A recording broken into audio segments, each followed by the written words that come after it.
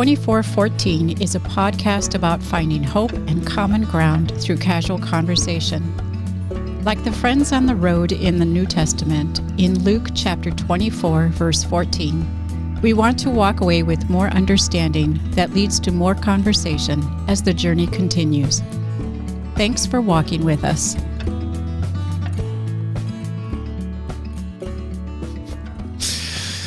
Well, hello. Thank you for joining us today. This is 2414. My name is Shane Welter. Across the table for me is Pastor Dan Weber. Shane. And joining us today, we have Jim Brandmire, Amie Brandmire. Hello. Hey. Hi. Thank you for joining us. And thanks for asking us. Yeah, absolutely. And we're continuing our series, The Games We Play, talking about tabletop board games, card games, dice games, maybe Jackbox games, who knows. So, yeah, looking forward to it. That phrase "tabletop game" seems weird to me. That's not a phrase. I grew up calling them board games, card games, and dice. I guess we just list them. You want to play a game tonight? There weren't other kinds of games, I guess. Right. So tabletop, I think, is a good descriptor, but it still feels weird to me. Well, they're kind of hard to play in your lap sometimes. That's true. Although card games, you don't need a table at all. Depends on the game, but yeah. That's true. We were playing Go Fish on a tour bus once, so it's like, you don't need, I guess. So, I don't know. It's a broad category. Yeah. So before we get to the tabletop games, Shane, low, high, I want to hear how your day is, or week, or afternoon. And then the question of the day is, what is the most recent tabletop game you've played? Mm-hmm. Recent tabletop game. Okay. Lows, highs. I'll try to keep it as brief as I can. It's been an eventful... Yeah, I will. Okay. It's been an eventful, like, 12, 24 hours-ish. Last night, Lauren and I went for a run. So we ended up doing 4 miles, but at the end of the run, I wasn't feeling too right. And so I ended up going to urgent care last night in Tacoma. Woo! So they ended up checking on me and I'm better now, but I've got, like... just kind of like, it's kind of one of those things, just rest, take it easy, and whatnot. But it wasn't fun because it was just like, I'm still new to adult life in some sense. So like going to like see doctors and whatnot and urgent care is still like new to me. And so like, I have no idea, like I'm waiting on the bill and stuff. So I'm like, I'm not looking forward to that because adult payments. But you're okay? Other stuff. I'm all right. Yeah. So urgent care doesn't get any funner as you're older. Oh, darn. I was hoping. No special treatments. So that wasn't fun. And then earlier today, Lauren and I we've been having car troubles for her car, as in it's just been in the shop for over 2 months now. So, and now it's gotten to the point where the warranty company and the the mechanic are now battling discrepancy. So one of them, and I guess we're in the middle of this equation. So somebody's going to owe money. Either we are, the mechanics, or the warranty, and we don't want it to us because we're the ones without money. So it has to be the ones with the businesses, please. So we're going through that like.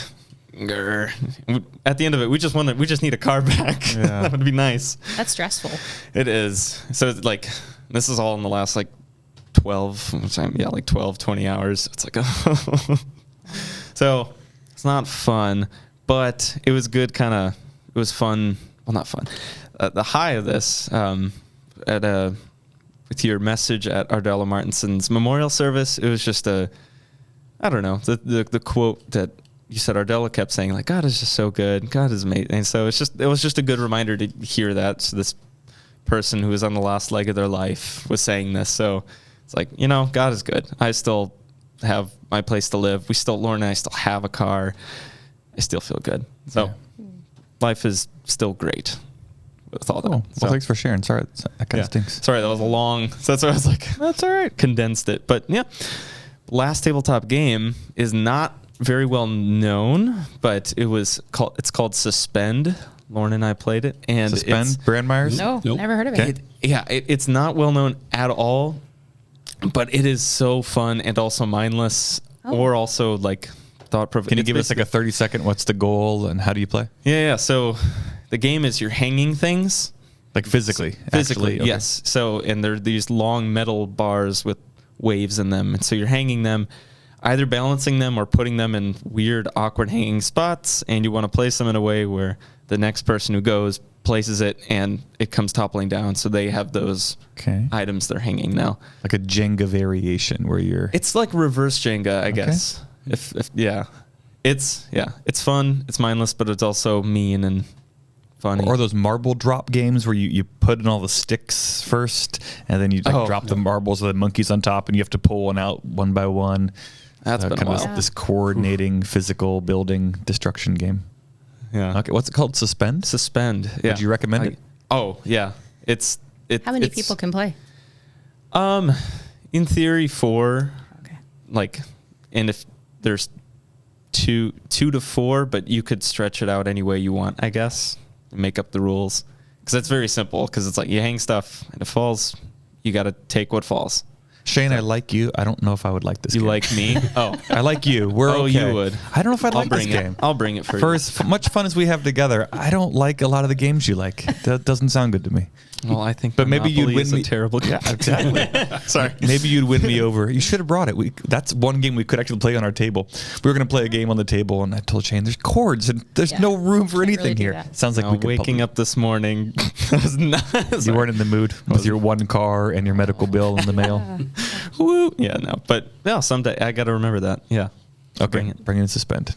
Yeah. All right, we'll give our guest a little more time to think. Mm-hmm. So for me, low, I don't know.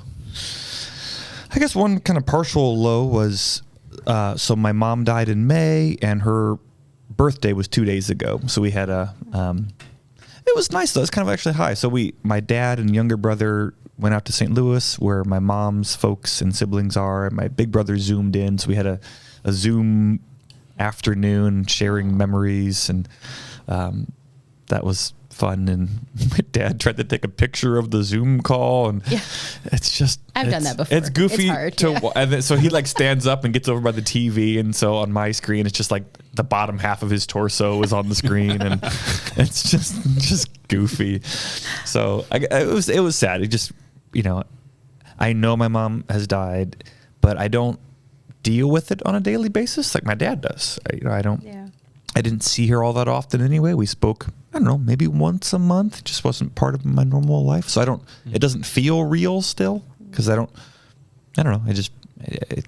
I've got enough things going on. So that was just kind of a reminder of, oh no, that's real. So that's a sad thing. Highs.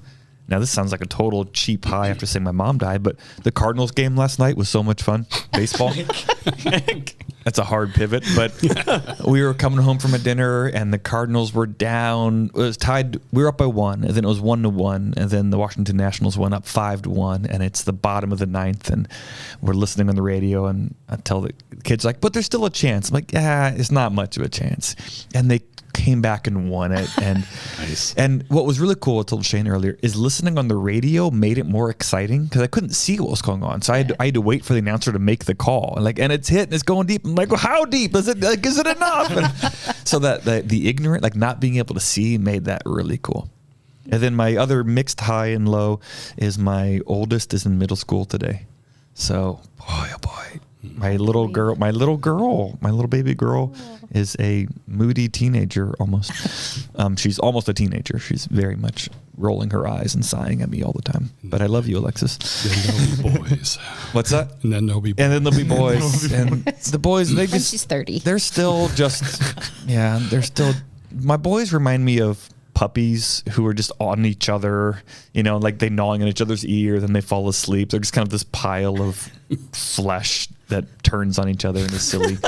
So they're just rough and tumbly, silly boys. All right. So the most recent tabletop game we played is a game called Cryptid. Haven't heard of that. Cryptid. And Cryptid is sort of... The premise is sort of like Clue. It's a deduction game where you're solving for something. And there's a board that gets arranged with big tile chunks, and you can arrange it a whole bunch of different ways. So it's 6 big kind of geography pieces, and each one has an octagon or hexagon, some shape that makes it fit together. And then all the players have one clue about where this creature is hiding.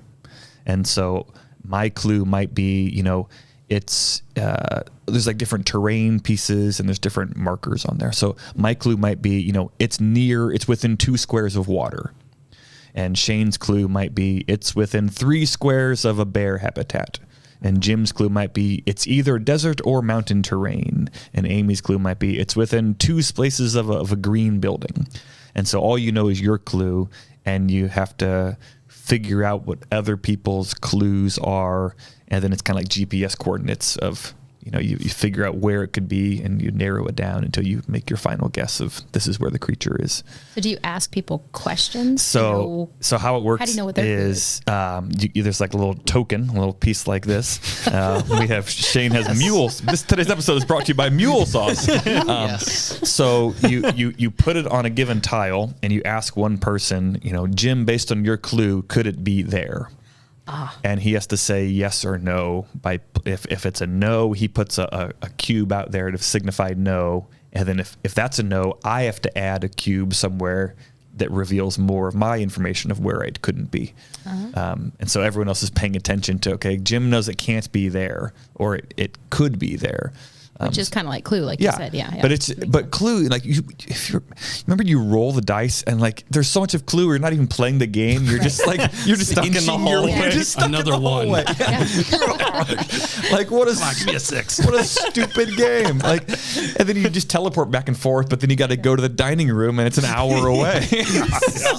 So this just cuts out all the boring parts of Clue, and it's pretty fun. So funny quick story. I played this game when I was at Dan's house, and the first time I played it, I was like, I got it, and I like guessed, and I was right, and like we compared notes, and I was like, oh, I was way off. My note, like this was a dumb guess. Like you were wrong in all your thinking. Your reasoning was wrong. My reasoning and logic was so wrong, but I still won, and it was hilarious because he had all the right notes, and he was about to go after me, and I was like, nah, I got it. It's this. And I was like, oh, it's right. Okay. So I highly recommend Cryptid. A lot of fun. Look into that. So, yeah.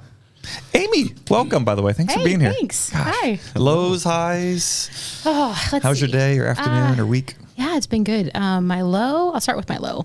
Low, I think, would be, I just miss our kids. It's just, they're doing their adult life now, college and real job and marriage, and they're all out of state. They're all in 3 different states, and we don't get together as much as I'd like. So it's hard we were together in August for vacation, and just that feeling of all of us being together is so special. And I cry every time I have to put them on a plane back to where they go. And yeah, it's just, I don't know, my mom heart hurts when we're not all together. So where was your August vacation? We went out of Texas. We went on a cruise that was actually supposed to happen in 2020. And then it ended up getting postponed because of COVID. Yeah. So yeah, it was really fun. And then we spent 4 or 5 days after the cruise with Matt and his fiance and did Texas, and that was really fun too. So what part of Texas were you guys? We were in Houston, and then down to Galveston where the cruise went out of, and then we spent a couple days in San Antonio. So it was fun. Great. We'd never been to that part of the country. So a lot of food there. It was fun. On the Riverwalk. Yeah. A lot of good food. Yeah, it was good.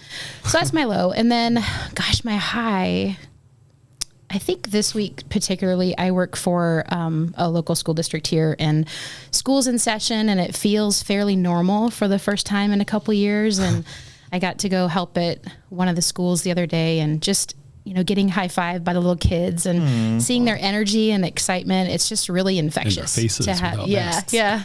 It's just really infectious to have that first fresh start of the school year feeling. And it was just really, I don't know, I'm hopeful. What level school were you at for this? I was at an elementary school. Okay. So they're still cute and nice and smiling. And I had a little girl that came up and was giving me a high five and was telling me all about her brand new backpack and her brand new baby sister that she got over the summer. Those are the same. This is fun. Yeah. Right. Yeah. Right. Maybe a different vibe if I was at a high school, but yeah. Oh, yeah. That's really cool. Yeah, it was fun. Most recent tabletop game you played? Yeah, so we had. And Jim, let's make it harder for you. Since I know. if it's it the was same, probably you the got to go same back one. Right. Yeah. So the second most recent We played for Jim. 2 games the last time we did games. So I can pick one and you can pick one. There you go. Monday afternoon, we had Jim's sister and brother-in-law over. And we ended up playing 2 games that tend to be kind of our go-to just for, I don't know, hanging out, not a big crowd, not just the 2 of us. You don't have to get super deep. You can still have conversation. So we played Quicks and we played 5 Crowns. Okay. So I think I'll go 5 Crowns and Jim can take the other one or a different one if you want. But yeah, it was fun. 5 Crowns is a card game. If you don't know what it is, it's a card game. And you have different hands. So the first hand starts with 3 cards. Everybody gets 3 cards. And it's basically like Rummy. So you're trying to either get a set of 3 or a run of 3. And you pull a card and discard a card every time. And then you keep going around and around until somebody can play their 3. And then if you didn't play your 3, then you get points and the points add up against you and you want to have the lowest score at the end. And you go all the way up to 13. And it's fun. Oh, okay. It's one of our go-to games as a Have you played 5 as a Crowns? Shane? family. I think I've seen it, but I don't think I've actually You can borrow played it. We have it. So There's I'll leave it for 5 suits instead of 4. Yeah. And the cards go from 3 to king. Yep. There's no aces, no 2s. And each round, the number of cards you have is the wild card. So the first round, 3s are wild. Second round, 4s. Yeah. Oh, okay. Yeah. That's the hard part to keep track of. What round are we She on? always asks, Yeah. what's wild? How many cards do you have, dear? Nicole actually made me our daughter made me a stack of sticky notes that she keeps in the box that says, you're on Just for mom. 3s are wild. my The next goodness. one, 4s are wild. It's my little cheat sheet. That's sweet. It's kind of insulting, but it's sweet. That's one of our favorites. Or at least at various times, it's one of our kids' favorites. That we played so much that the deck is like stained, like the cards are all soft and frayed, Yeah. and Ours are kind of bent too. by the time we get up to kind of jacks, kings, queens, the kids can't hold them all. Yeah. So they're spread out on the floor. So they just disappear for a while because the kids are like, hold on. they're just gone. You need to get them one of those card holders. I've got a little one, but springy I don't have a card big holders, enough. I don't have a for 13, 13 cards. Yeah. Yeah. Cool. So 5 crowns. All right, Jim. How about you? Lows, highs? Well, Shane was talking about car issues, and I guess that's kind of my low and my high. We have the same issue. I took my car in for an oil change right before Father's Day. Oh, that was June. Oh, that was in June. Yeah, and got it back. It was on a Saturday. I got it back that day, and Rachel and Nicole were home, and they were driving it on Sunday down Valley Freeway, and the engine seized up. Apparently, they didn't get the oil plug in tight, and it worked its way out, and all the oil came out, and the engine seized up. Oh. So they've had it since Father's Day. They had to replace the engine in it, but it sounds like I may actually get it back tomorrow. June to July to August is like 2.5 months. Yeah, so that's 3 kind of a months, low. really, We almost. have not had good luck with cars here in the last year or so. Amy took hers in to get worked on, and it got stolen off the dealer's lot. What? Yeah. So, yeah, that's a whole nother story. Yeah. But Yeah. It's been a fun 18 months for cars. Yeah. yeah. So I'm afraid to take them in to get worked on anymore. Just have to learn how to do it myself. Get a horse. Bike around. Right. Take the bus from now on. Well, I took my motorcycle in last week to get it serviced, and they said, "Do you realize you have a nail in your tire? We're gonna have to replace that." It's like, oh, great. Motorcycle tires are not cheap, so I'm glad they found it. yeah, they did find it, but yeah, it's like, oh, yeah, figures. My luck. It's like, of course, well, you're probably too young to remember hee-haw, but the saying, if it weren't for bad luck, I'd have no luck at all. There you go. I've not heard that. I'll explain that one later. It's a hee-haw reference. Yeah, that's a show that used to be on. It's a television program. What's Some of our TV? older listeners will know that one, but So that's a legitimate low. Yeah. Being down a car 2.5 months. yeah. Well, and the high is I may actually get mine back, but Okay. I guess the pro or the positive out of that is they gave us a loaner which only had 200 miles on it when they gave it. It was a brand new car. Brand new car. It's got over 2,000 on it now. But All right. Somebody else is Make the most of it. I told him, I said, keep mine as long as you want. It's an 08. I'm driving a brand new car. So I said, I'm good. Give it to me when it's done. That's a hard transition to go back. Yeah, it will be. We flew to Kentucky in December for an event, and the rental car had heated steering wheel and all these gadgets and niceties that came back to my boring old car. Yeah. The windows hardly work half the time. Time to take another trip, rent another car. Yeah. Yeah, we rented one in St. Louis. It had some magical camera that I could see like 360. Like I could see all the way around. Yeah, like it we have showed that an too. Yeah, image yeah, of the van like from space. I mean, it was just like, That was cool. like where is, there's not a camera like up above. Anyway. Or it's like the ones you see on pickups now, I guess, where if you're pulling a trailer, you can still see what's behind you. It's like the trailer isn't even there. That's I'm not sure how crazy. they do that, but yeah, that's pretty cool too. Wizardry. All right. Wizardry. Let's see. Recent games. Well, Amy talked about the ones we played most recently, but I think what did we do before that? We do a lot of card games. Scrabble. We play. Yeah, if it depends on who's around. Okay. It depends on your audience. If the kids are home, we play different games than if it's just Amy or I. When the two of us are around and we're just kind of sitting around a lazy morning having coffee or something, we'll play Scrabble because there's not a lot of conversation that goes on, but in between there is. But if you Quicks or So what's Quicks? How would you describe Quicks? Somebody who hasn't played. It's a dice game. QWIXX. Quicks. Yeah, So you would think it's spelled. Just like that wouldn't be acceptable in Scrabble, by the way. no. QWIXX. It's different. It's a dice game. There's 6 dice, 2 white ones, and then 4 colored. There's a yellow, blue, red, and green. And on your turn, you roll your dice, and you've got a row of numbers from either 2 to 12 or 12 to 2, depending on the color. And you want to try and fill in as many of the boxes on your sheet, and you can only go from left to right. So if you start with a 2 and you roll an 8, you don't necessarily want to take the 8 because you've got a whole bunch of numbers in between that you're giving up then because you can't play them anymore once you've gone a higher number. But so you're matching. You take the 2 white ones and you can match those and pick any color, or you take a white one and one of the colored ones, and you can take whatever color or number in that color that fits in your line, and the one that gets the most at the end of the game, highest number gets the most points. All right.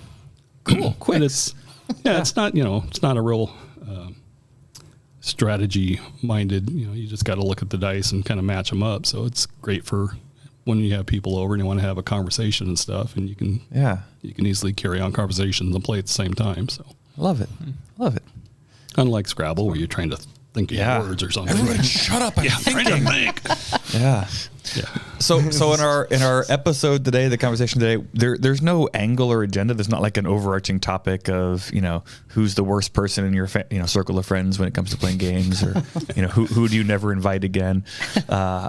Just want to kind of pick brains about how you pick games and what go-to games are. And I heard both of you talk about conversation as you described it, of this is a good game for conversation. This is not a good game for conversation.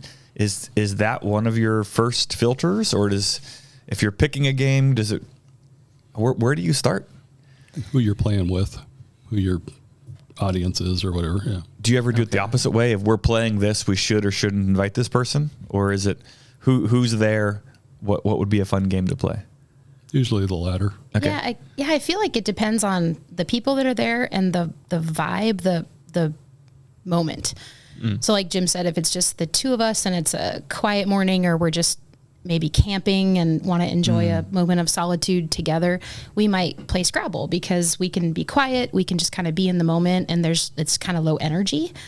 But if we have all the kids and their friends, or, a group over, or our siblings, then we might play something more like a charade-based game, or something that really gets people up and moving and talking. And we have a group of family friends that we get together with, and we always either go to their house and have dinner and play games, or they come to our house and we have dinner and play games. It's kind of our thing that we do together. And with that group, we know them really well. So we can play games that are a little more in depth in strategy, and that you can be more vulnerable with them because we have a relationship. If we were inviting, we just moved a year ago. And so if we were inviting a new neighbor over to play, a new couple that we don't know very well, we would probably want to play something that maybe isn't super intimidating, isn't More like a quick sort of 5 just crowns. easy going, quick paced, but not like slapjack quick. I mean, just fast enough to keep the game going and keep you engaged. You don't want the couple to be bored, So I feel like we gauge based on how many people are playing, what the vibe is, how well we know them, what everybody feels like playing. And then if we're playing with kids, that They changes usually the dynamic. I meant younger kids. Like that changes the dynamic again, because we want them to be engaged and have fun too. So we have games that we played when the kids were younger that we don't play anymore.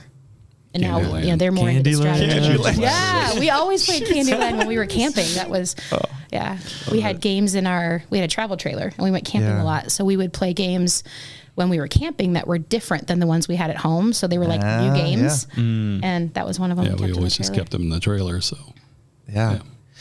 Amy, you said several things fascinated me. One was I love the so there's energy of is this kind of low key, and I to go back to your kids, your kids being gone. I want to. I don't know if it's sympathy or empathy. I care about you, and so I acknowledge that's a real feeling. I dream of that. My house is. We used to too. To the be fair. idea of just playing a quiet board game that's calm. I was like, I they're don't not fighting. I don't know what that is. Nobody's yelling and crying. Tell me more. So you haven't been around when Amy and I played Scrabble. Yeah. So I love that low key is an option. I forgot that that's an option.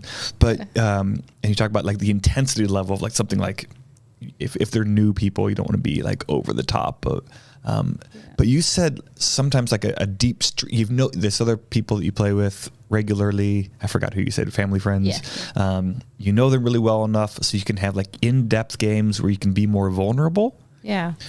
What do you mean? Give me an example. What is when vulnerable? What does that mean with a tabletop game? So it might be something like a trivia game where you don't want to come across to somebody you don't know as if, really, you don't know that?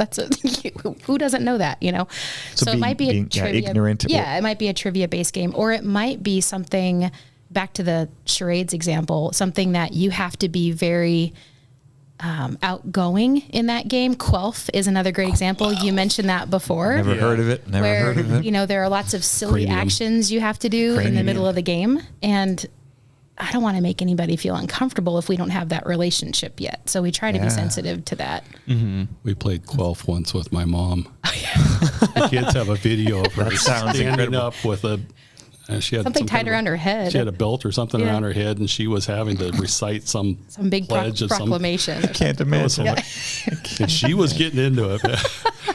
We got it. Oh, we got to bring Quelf in. It's so outrageous. I don't know if we do, Shane. I don't know if we do. Again, I like you just fine, but I don't enjoy a lot of those games. I think I'm too insecure or easily embarrassed that. Yeah. I can do Pictionary. Maybe it's because I feel like I'm confident in myself. I can't draw. Okay. That's probably my least favorite. But physically acting things out, I'm not usually comfortable. Or that horrible mouth game where you put the thing in your mouth and the dentist's office thing. Yeah, and it's like Mad Libs. The pie in the face one or whatever. Yeah. Your teeth are just bared. I hate that feeling. I don't put myself out there like that. Yeah. So so you said also vulnerability in terms of feeling ignorant, but it probably takes some certain trust to, let's say you're really good at that game. You don't want to look boastful or like a know-it-all, and you're just crushing your new neighbors because you happen to know all the Civil War facts or whatever. It's like playing. We used to play, when Trivial Pursuit first came out. My dad loved that game, and he always won because I don't know how the man knew all this trivia, but he would answer all his questions and everybody else's too. Nobody ever wanted to play with him anymore. It's no fun. You know all the answers. Yeah. So who's there? What's the vibe? What's the energy? Age. Yeah. Yeah. especially like when I played trivia with my parents.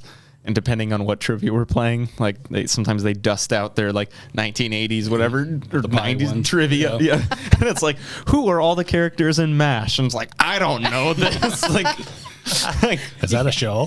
Yeah, it's like, this is foreign to me. Like hee-haw. Yeah, hee-haw. I've never heard of it. Sorry, everyone. Have you heard of Know It or Blow It? I've not. So it's another trivia game that we play with the kids because you can just do 2 teams, which works pretty well. 2 teams of like 3 or 4. And it's a small board game that has little token that you move, and you're trying to get to the top square. Okay. And you answer the questions as a team, but the first few rounds you have to answer, only one of you can answer at a time. So like if the card says name, It's kind of like 5 U.S. America states. Says vibe. Like 5 U.S. states that start with the letter M. And if we were all for a team, I would say Minnesota, and then Dan would say Montana, Maine, and then and you go around. And if we guess wrong at any point, we don't get any points. But if you get all of them on the card right, then you get to move your token. And then on the last few squares, you have to get every possible answer on the card in order to finish the game. And our kids like that because it's more of a shared trivia instead of just independent based. So it's kind of fun. We had a similar card game that my kids just got. It wasn't team based, but it was like name 5, whatever the card was, and it was like cereals that start with a letter, and you had to think of 5. And one was like cable music channels. I was like, how 5 music channels? What on earth? And it was a tough game. As you're describing that, I like games. Well, let me say it like this. I could see if I was having a fun time with a game like that, if we're on a team and somebody blows it, I feel like I could yell at them. Yeah. And like if it's safe enough that I could yell at them and make fun of them, I'm having a good time. But if I can't make fun of you, I'm not having as good of a time. Yeah, that's what Does I that meant make any about the sense? vulnerableness. I probably wouldn't play that game with people we didn't know very well. Mm-hmm. Yeah. Because it'd be okay to say like, oh, that's okay, Amy, it was a good try. Like, I can be nice. I've heard that. The rumor has it. I think I can be nice. And I don't have to be mean, but I think if I'm able to let my guard down, like that's kind of a sign that I'm relaxed and vulnerable and open. And This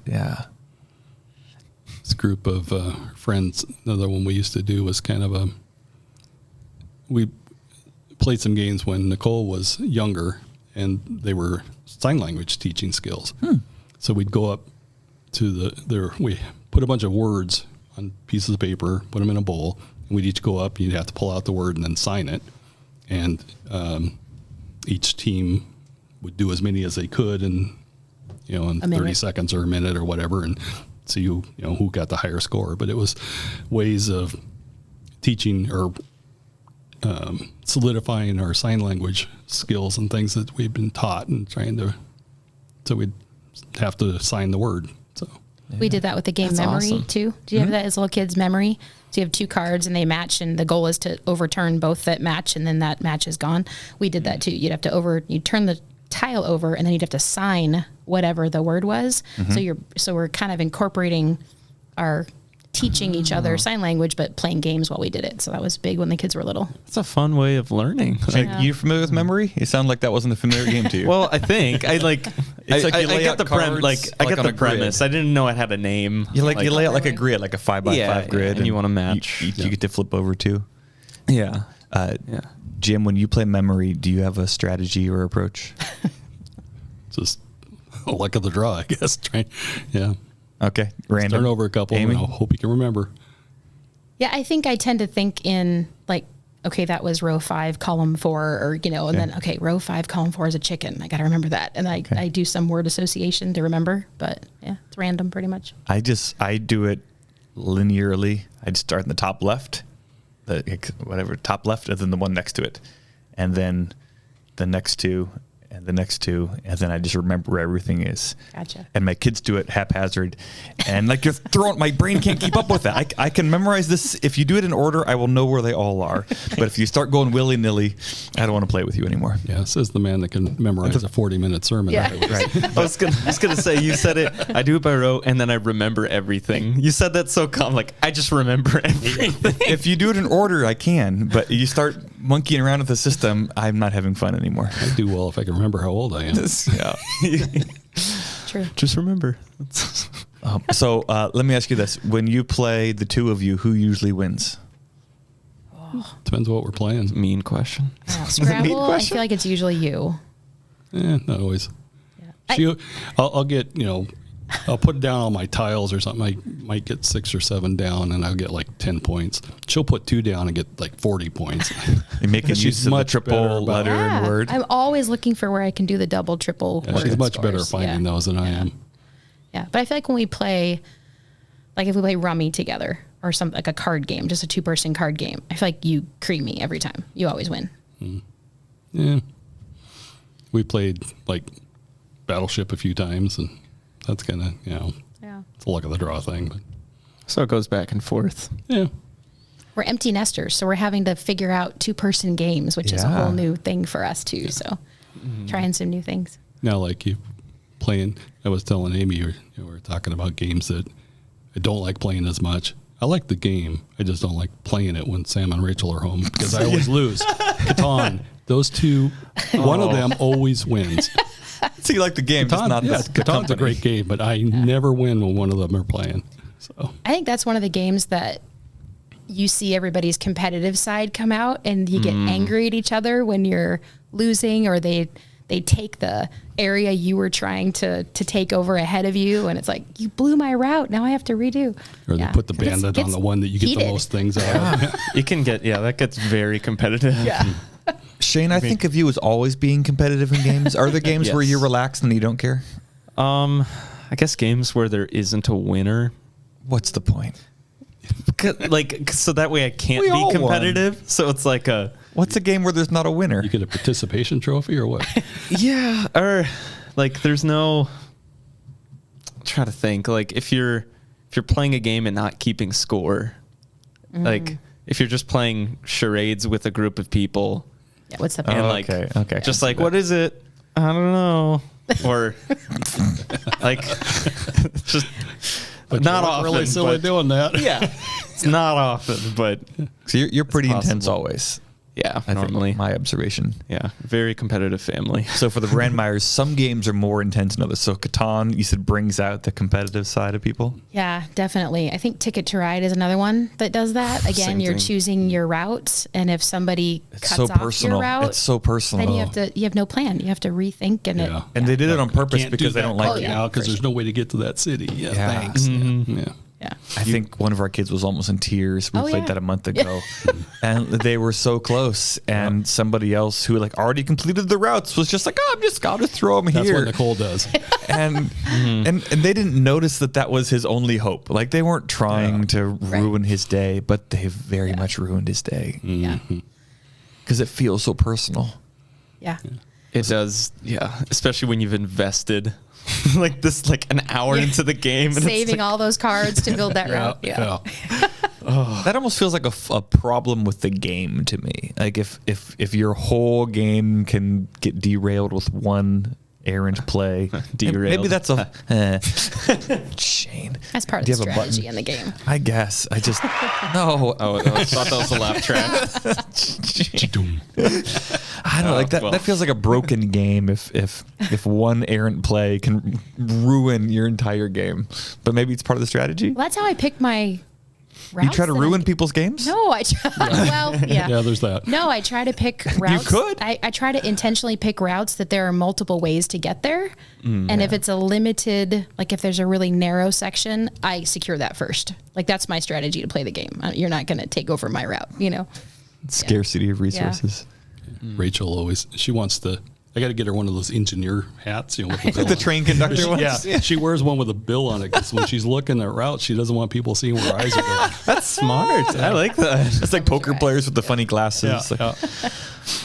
So what's another competitive? What game gets intense at the Brandmire house? Well, again, it depends on who's there. A lot of card games. My mom is a card shark.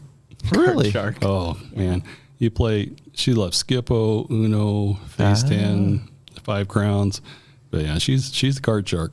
Interesting. She's a quiet card shark, though. Yeah.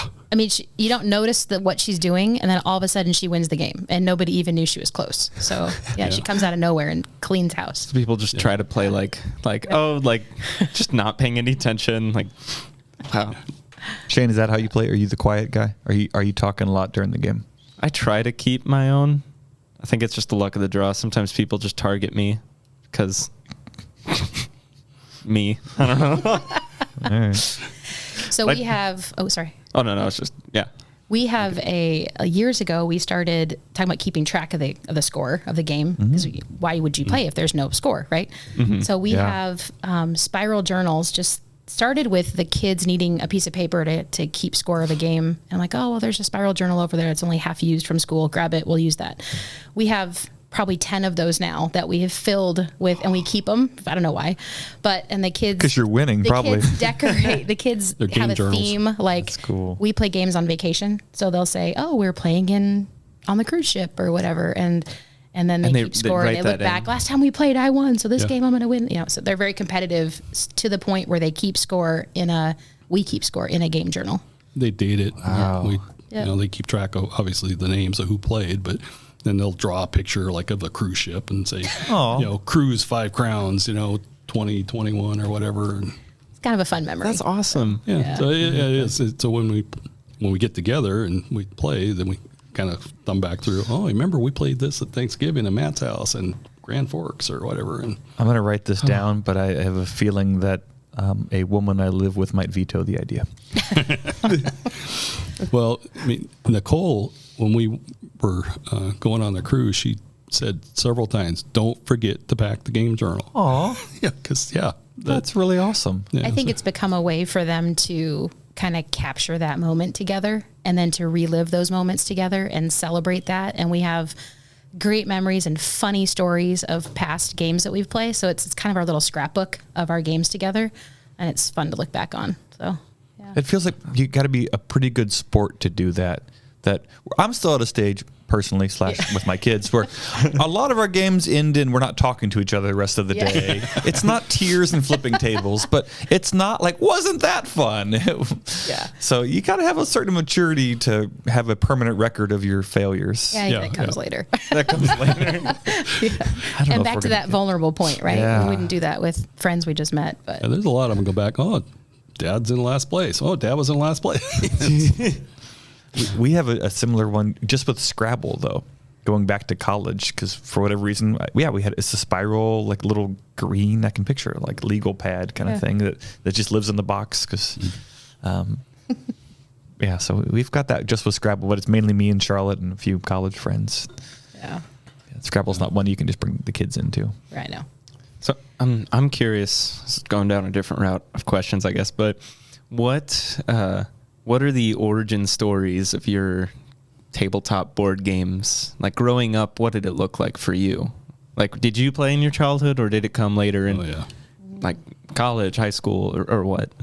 Either. We both come from big families. That's Amy's right. one of 6 kids. I'm one of 4.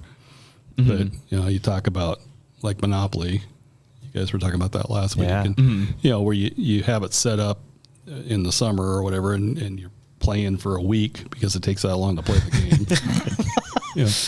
We It do doesn't. that. Listeners, if you follow the rules, you can play like 90 minutes. Don't believe his lies. Don't believe it. We'd have this Monopoly marathon going, or Risk was another one. That's definitely a marathon. Yeah, multi-day game, and so growing up, we used to play games like that. And you had like a game cabinet or game shelf or like an archives of games. Yeah, but when I was younger, we had like a toy room in our house. It was down in the basement, and all the games and stuff were down there, and all the toys. But we were similar. We didn't stay down there and play, but we always played a lot of games too growing up, and many that took a long time, so you'd keep it set up for a long time. Or we played Clue a lot, and just kind of the classics: Monopoly, Sorry, Trouble. basic card games. We played dominoes a lot as kids. My mom really liked dominoes, and she would try to do different combinations. That's the rummy tile game where you play cube. like tile rummy cube. Tile rummy. She would change the whole board, and then it wouldn't work. Oh, so she'd have mercy. to undo it. Yeah, It's kind of our she joke couldn't as a remember how it family. went back. And Games like that, you need to have a timer. Yeah. I lose. I'm just not very patient. So this is showing games bring out the worst in me often. But like, I'm like, whose turn is it? Which I know exactly whose turn it is. But that's just my way of trying to passively make you feel bad that you're taking too long. yeah.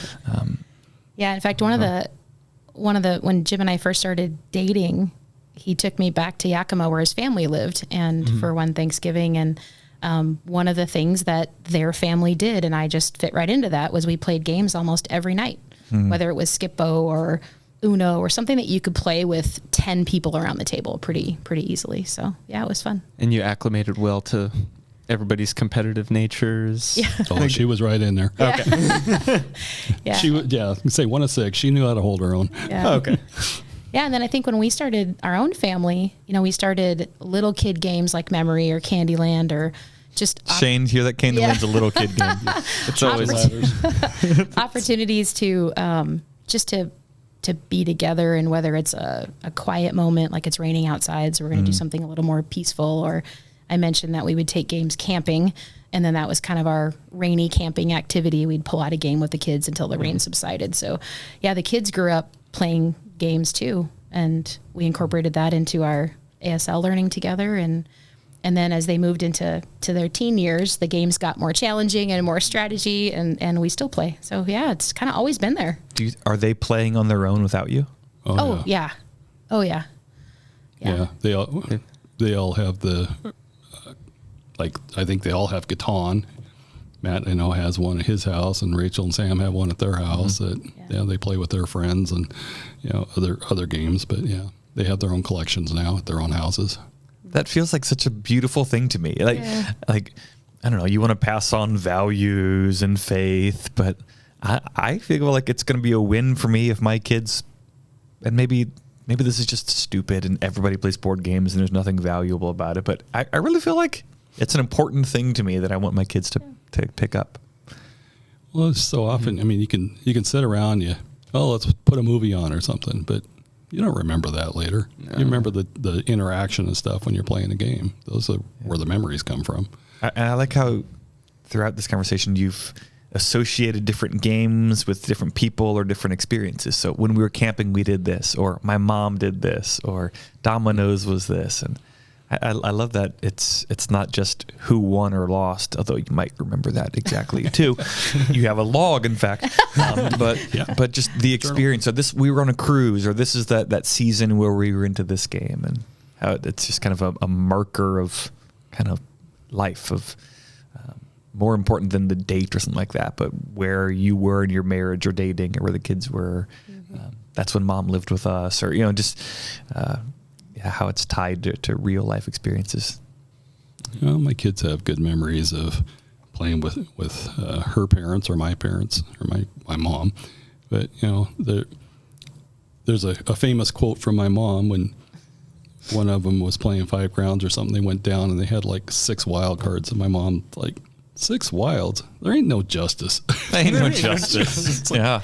That's a catchphrase now that everybody says. Ain't no justice. The game's not going well for you. Ain't no justice. Ain't no justice. Or Amy's dad used to play Monopoly with him, and he'd be kind of half playing and half watching the Mariners or something. And when it was his turn, it's like, "Where's my hat?" That was his catchphrase. "Where's my hat?" That's awesome. Yeah, when you can't remember something, that's the catchphrase with my siblings is, "Where's my hat?" That was Dad's Monopoly phrase. Yeah. That's really cool. Oh man. This my takeaway from today is I want to start a game journal. I don't know if my kids are old enough or mature enough, or if I'm mature enough to handle that. I'm going to run it by my wife. But I love not just the keeping track of my victories, but I love just the idea of where we were in life and pick a theme, where we physically were. Yeah, you pick a theme, you have them draw pictures or whatever. Yeah. It's fun to look who was playing too. Yeah. You're like, oh, Uncle so-and-so was here. Oh, I forgot that was that visit when they came in town. And we always had more fun when Dad wasn't there. Shane, do you have any takeaways from our conversation today? Takeaways? Well, learnings, the challenging. The game journal thing is so cool. It's such a cool thing to look back on, because that's something I've been, I don't know, loving to do. I like looking back at pictures that I have like just on my phone, because now it's almost like 10 years of pictures that's saved in the cloud on my phone. So I'm like, wow, this is so cool. But like having something physical like that, like a game journal, is just so cool. Would Lauren be on board? Oh yeah, definitely she would. You just have to remember to take it with you if you go on trips. Yeah, that'll take getting used to. Yeah. Well, Jim, let me ask you, and then I'll give Amy a second to think about it. As you guys have talked aloud, in some sense, we're just talking about normal life, things that are not all that deep or thoughtful. Has anything stood out to you as you're externally processing of, oh yeah, that is important to us, or oh, I never thought about that way? Anything in our conversation feel fresh or insightful to you? Well, yeah, I mean, as far as important, I don't know that it's fresh or insightful, but, just quality family time and time with friends, and, turn off the TV and interact with each other. Yeah. There's time for, turning off the brain and turning on the TV, but, when the kids are home and stuff, we really enjoy playing games together and laughing together and visiting. And yeah. And again, it depends on the game too. You pick ones where you can actually communicate more instead of everybody be quiet, I'm trying to think, or so. Yeah. I specifically told my boys to be quiet on Saturday when we were playing Cryptid. Shh, I'm thinking. Because we ran out of pieces of paper where you can like make notes. And so I was just doing it just with my brain, keeping track of all of the data. And they were talking because it was my turn. And I was just like, shut up, boys. I love you, but Daddy's working here. Sorry. Amy, what stands out to you from today's conversation? Any learnings or underlinings of like, yeah, that is something? I think for me, I hadn't really thought about how games have influenced our relationships and our time together, and just that kind of legacy of honoring that importance of being together and giving that intention. And I haven't really thought about it. I mean, we do it. We've always done it. We both grew up with that. We raised our kids that way. And you pointed out that, isn't that cool that now they're doing that on their own? It's important to them. Yeah, I had never really thought of it that way, but I'm glad. We're hoping we're instilling things in our kids that they're going to carry with them and into their adulthood, and taking time in their relationships to sit and invest in someone or a friendship and take that intentional time to have fun together and to be vulnerable and just engage with somebody in that fun, intimate way, I think is really cool that they're doing that. It's nice to see that they're doing that. And I had never really thought about it that way. Yeah. It's something I need to think more about, because even now I like hockey. I don't particularly care if my kids like hockey or not. And, I might cook certain recipes, and maybe some people want to pass down a family recipe or how you make the mashed potatoes. I don't have anything like, I really want my kids to do what I did there, but it feels different. I want my kids to grow up playing games, and I want them to play games with their friends and their family growing up. And that feels different than a number of things that I can value, but I don't care if they do. Yeah. Anyway. So that's something. And they probably will, because they've played games with you growing up. Yeah. Or I'm ruining them because I talk too much trash, and I win, and I shove their face in it and do a little happy dance. Because shatter their egos. They got to learn. Humble them. How to be humble. The world's a cold place. Yeah. And if you play poorly, then you're teaching them bad habits. So I have to play at my best for their well-being. Yeah. Life's not easy, so you got to work for it. It's terrible. Gosh. I love you, kids. Like Shane was talking about Candyland. I guess, it just dawned on me too. At some point, that's going to come around again. Or I hope not. The grandparents will be playing with the grandkids. Pretty princess with your granddaughters. I played that all the time as a kid.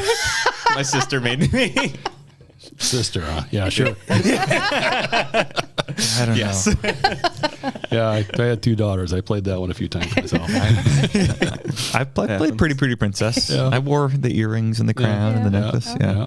All right. On that note, Amy, Jim, Shane, thanks for the conversation. Whether you're listening or watching, thanks for joining us.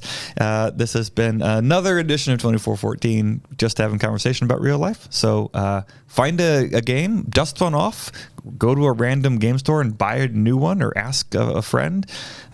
If you need recommendations, send Shane an email at 2414@stluke's-church.com. Describe the dynamics of your group, who's going to be there, and he'll recommend the perfect game for you. Sure. All right. Cool. It's Candyland. Sorry.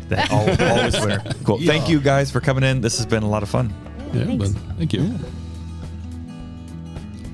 That's the end of the episode, but we want to continue the conversation. Continue the conversation by sharing this episode, subscribing, or leaving a review. Connect with us on Instagram at 2414podcast. Connect with us through email at 2414@stlukes-church.com. Or best of all, keep the conversation going by inviting someone to process with you, so that you can each walk away with more understanding that leads to more conversation as the journey continues. If you happen to be in the Seattle-Tacoma area of Washington, stop by on a Sunday morning and say hi. 2414 is a podcast produced by St. Luke's Lutheran Church in Federal Way, Washington. To find more content, discover upcoming opportunities to connect in person, or to support the show, head on over to stlukes-church.com. Thanks for walking with us.